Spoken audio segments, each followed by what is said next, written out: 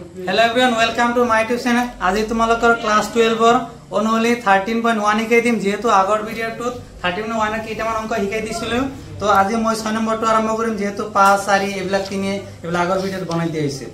তো আমাৰ 6 নম্বৰ কোশ্চেনটো কি আছিল তোমালোকে চাই লোৱা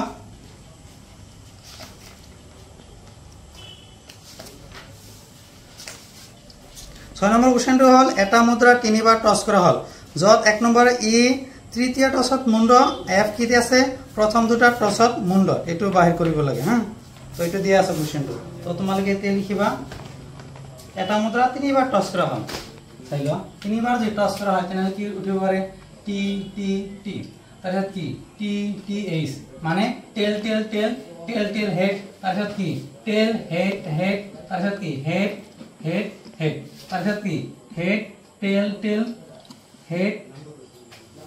তাৰপিছত তোমাৰ হেড টেল ঠিক আছে এনেকৈ উঠিব পাৰে তাৰপিছত তোমাৰ হেড টেল হেড তাৰপিছত কি হেড টেল হেড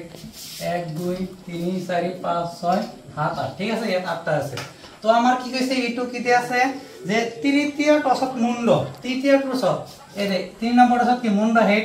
ইয়াত হেড আর ইয়াত হেড আছে ইয়াত ইয়াত ইয়াত তো ইয়াত হেড আছে ইয়াত হেড আছে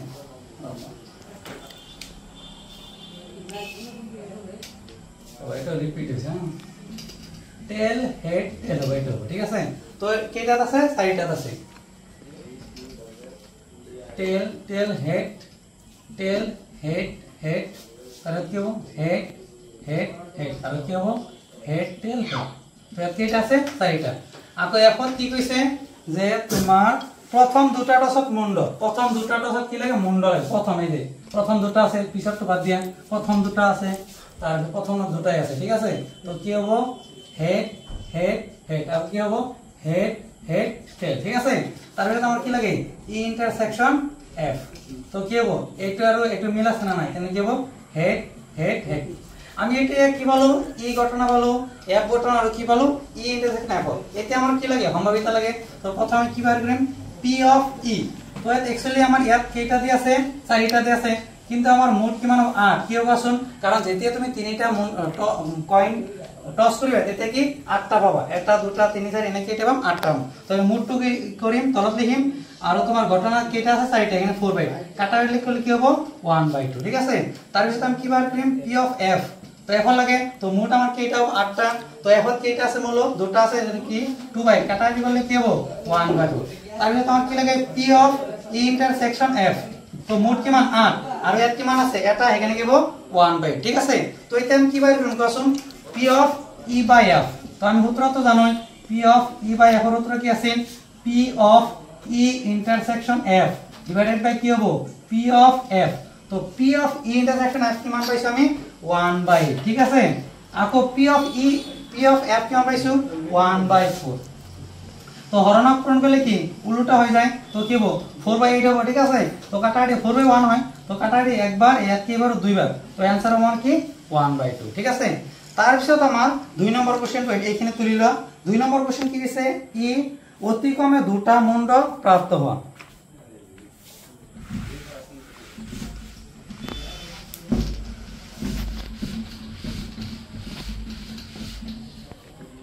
তো 2 নম্বৰ কি দিয়া আছে অতি কমে দুটা মুণ্ড পোৱা ঘটনা ঠিক আছে 2 নম্বৰ তো এতিয়া মনোযোগ দিয়া অতি কমে দুটা মুণ্ড মানে নিম্নতম কেইটা লাগে মুণ্ড দুটা লাগে তো ইয়াত এটা ইয়াত তিন দুটা আছে না নাই ইয়াত তিনিটা আছে থাকা অতি কমে কেইটা লাগে মিনিমাম দুটা লাগে ঠিক আছে তিনিটা আছে ইয়াত আছে তাৰ পিছত ইয়াত আছে ঠিক আছে তেনে কি হ'ব আমাৰ ইটো হ'ব টেল হেড হেড তাৰপিছত কি হ'ব হেড হেড হেড তাৰপিছত কি আছে হেড হেড টেল ইয়াত কি হ'ব হেড টেল হেড ঠিক আছে তাৰপিছত আমাৰ কি এফ তো এফত কি কৈছে যে অতি বেছি দুটা মুণ্ড মানে হাইয়েস্ট কিমান থাকিব দুটা ঠিক আছে তো দুটা থাকে মানে এটা তো থাকিব পাৰিব বা আমি কি লিখাম টেল টেল হেড তাৰপিছত কি হ'ব টেল হেড হেড তাৰপিছত কি ইয়াত তিনিটা আছে নহ'ব হাইয়েস্ট দুটা লাগে তো হেড টেল টেল হেড হেড টেল তাৰপিছত কি হেড টেল হেড তাৰপিছত তোমাৰ টেল হেড টেল অতি বেছি কিমানটা থাকিব পাৰে দুটা ঠিক আছে